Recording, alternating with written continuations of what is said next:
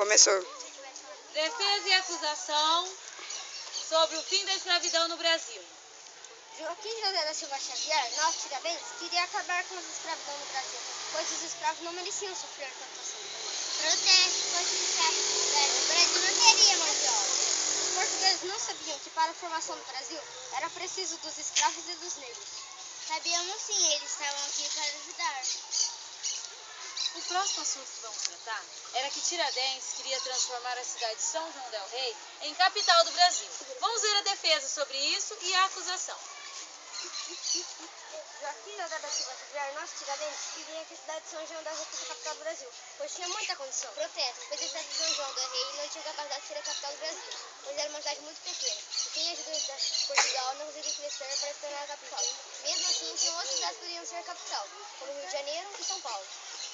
Lá foram encontradas várias joias, e foi lá que surgiram os inconfidentes. Não dariam a capital para outra cidade. Portugal não ajudava o Brasil. Queria outro governo, tirando o comando de Dom Pedro Leão para o Brasil ser colônia novamente e não virar independente. Queríamos que o Brasil fosse independente, sim, mas queríamos ajudá-los a ser independentes para ser independente reconhecido. Ainda sobre esse assunto, vamos ver outras defesas e outras... Um dos objetivos de Tiradentes era tornar a cidade de São João del Rei em capital do Brasil.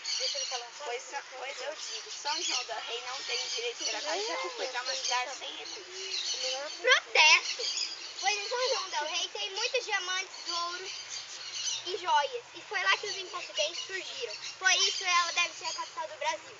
Mas ela não tem direito, pois o Brasil é muito grande e uma cidade tão pequena, como poderia aguentar de ser a capital? Aperta aqui quando for meio-dia. Ainda sobre este, vamos ver o próximo defesa. Será que a cidade de São João del Rei teria capacidade de ser a capital do Brasil? Então para extremir. Tiradentes queria tornar a cidade de São João del Rei em capital. Protesto, São João del Rei não tem benefícios para ter direito de ser a capital do Brasil. Eu protesto, pois foi lá que os inconfidentes nasceram. A cidade de São João del Rei deve ser a capital do Brasil. Agora vamos falar sobre o argumento